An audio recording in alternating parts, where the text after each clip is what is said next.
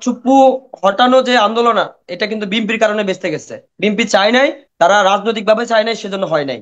আগে আওয়ামী লীগকে খাঁচাই বন্দি করতে হবে, তারপরে নির্বাচন। বিএনপি যে বলে কথায় কথায় যে জনগণ নির্বাচন চাচ্ছে, হুম। আপনারা জরিপ চালান, জনগণ কি চায়? আমরা তো জনগণের সাথে মিশতেছি, জনগণ আমাদের কাছে আসতেছে যে সরকার কাজ করতেছে, করুক, সরকারকে যথেষ্ট সময় দিতে হবে। তো সেখানে বিএনপি কে আমরা ছাত্র জনতার পক্ষ থেকে আহ্বান জানাই যে আপনারা আমাদেরকে যেভাবে এই 5ই আগস্টের এই রেভলিউশনে যেভাবে সহযোগিতা করেছেন, আপনাদের আমাদের সবার, জামাত বিএনপি সবার একটা ঐক্যবদ্ধ প্রচেষ্টায় শেখ হাসিনার পতন হয়েছে।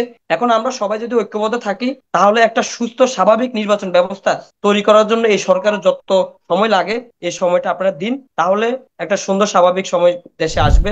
ভাই, আমি নির্বাচনের বিষয়ে আগে বিএনপি কে একটা কোশ্চেন করতে চাই যে আপনারা মহামান্য আওয়ামী লীগের ফাদার, মাদার তো পালিয়ে গেছে, আওয়ামী লীগের ফাদার মোহাম্মদ চুপ্পু সাহেবকে ক্ষমতায় রেখে আপনারা নির্বাচন করবেন? এটা আমি বিএনপি কে কোশ্চেন করতে চাই। কারণ চুপ্পু হটানো যে আন্দোলন এটা কিন্তু বিএনপির কারণে বেঁচতে গেছে। বিএনপি চায় নাই, তারা রাজনৈতিক ভাবে চায় নাই, সেজন্য হয় নাই।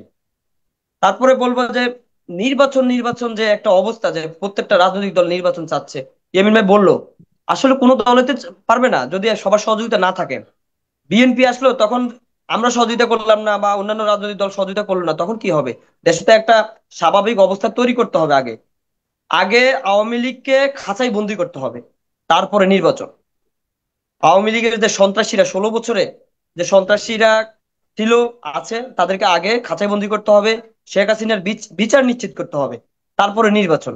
তাহলে দেশে একটা রাজনৈতিক দল ক্ষমতায় আসবে, তখন দেশে একটা স্বাভাবিক অবস্থায় থাকবে। তা নাহলে এরা সবসময় ডিস্টার্ব করবে, আওয়ামী লীগ ডিস্টার্ব করবে, যুবলীগ ডিস্টার্ব করবে।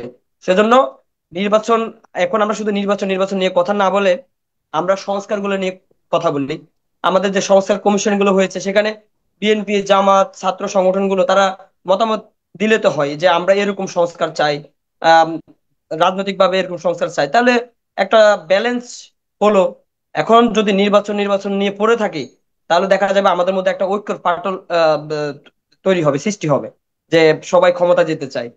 তাহলে আমি মনে করি দেশের এখনো আমরা স্বাভাবিক অবস্থায় নাই, স্বাভাবিক অবস্থায় যেতে আমাদের অনেক সময় লাগবে। এজন্য আমাদের সবাইকে ঐক্যবদ্ধ থাকতে হবে। আরেকটা বিষয় হচ্ছে এই সরকারের, আসলে এই সরকারের এই যে উপদেষ্টা যারা আছেন, তাদের কারো তো ওইভাবে অভিজ্ঞতা নাই। ডক্টর মোহাম্মদ ইউনূস স্যারেরও অভিজ্ঞতা নাই।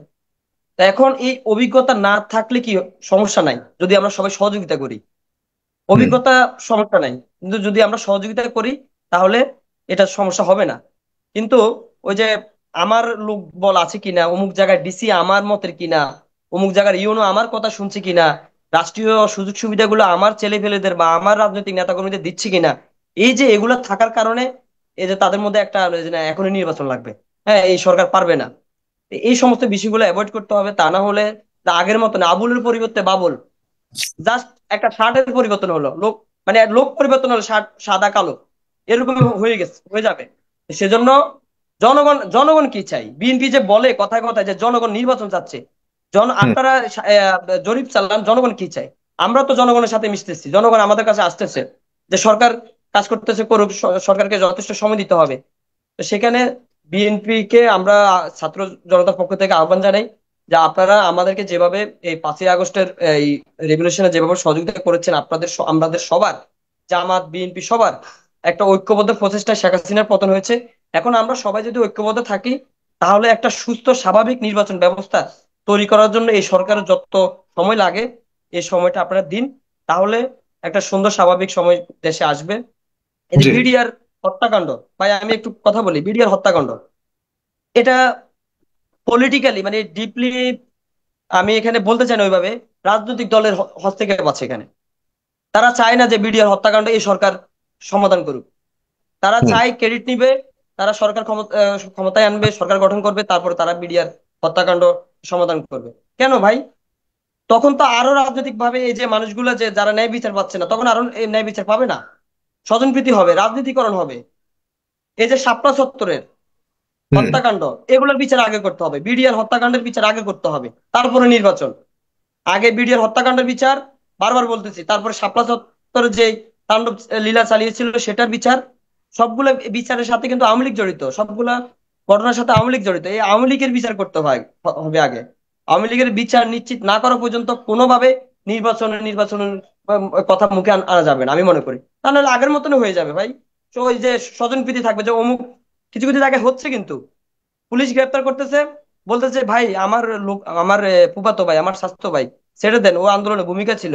এই যে স্বজনপ্রীতি একটা বাংলাদেশের অবস্থা, এগুলোর কারণে আসলে বাংলাদেশে যে সাম্য, মানবিক, সামাজিক ন্যায় বিচার, নিরাপত্তা নিশ্চিতকরণ, এগুলো কখনোই হবে না যদি আমরা এই সরকারকে যদি ব্যর্থ করে ফেলি।